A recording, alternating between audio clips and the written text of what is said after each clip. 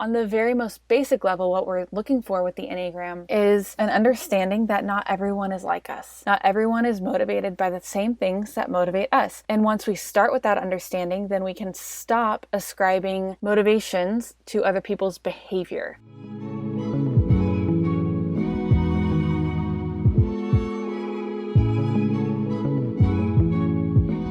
So the Enneagram is unlike other personality systems in that it's motivation-based. It's very focused on your underlying core motivations. And it also is really focused on uncovering what's called the shadow side. So the shadow side is really the aspects of ourselves that are either hidden or repressed or that we really don't want to look at. Parts of ourselves we really don't like. So for example, a tendency to have outbursts of anger might be a shadow side, or a tendency to draw attention to ourselves at all times. These are things that we don't really want to talk about, we don't want to look at. And once you identify as a type, then you start to see your shadows really clearly laid out and specifically talked about.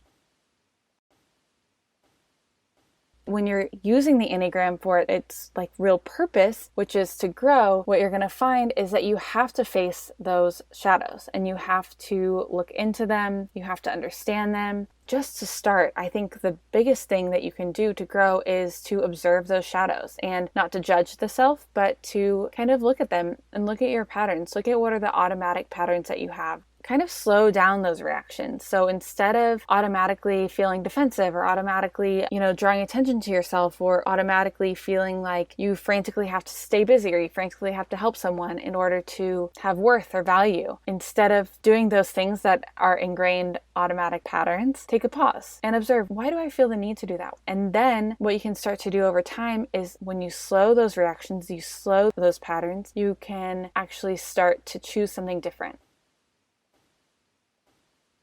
Look at your life now and look at your life a year ago and just be able to observe one way that you've already grown. I think that's really, really important because we can get so stuck in these concepts of ourselves. We get so stuck in trying to move forward that we forget to look back and see how far we've already come and to acknowledge those things about ourselves. And so if you're able to do that, then you'll be able to see even little small ways, and that'll become part of your practice.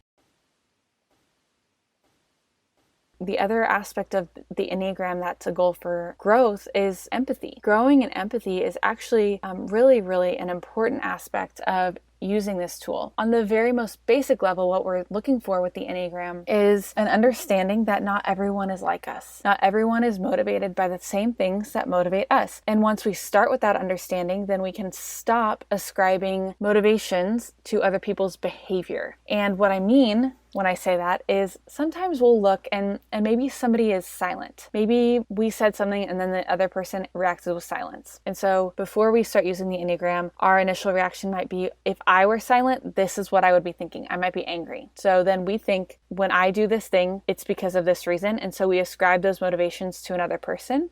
But the Enneagram helps us to see that that actually might not be related. And so we can stop kind of making those connections for other people and have a little bit more empathy, compassion, and open-mindedness when we are encountering other people and relationships. So rather than kind of assuming things about others, it can actually help us to engage with more empathy. Once we really understand each of the Enneagram types, we understand the specific struggles of each Enneagram type, we not only see our own shadow, but we see the shadows of others. And we can really imagine oh, that would be really hard. It would be really hard to have to battle that every day. We're imagining what it might be like to be in somebody else's shoes.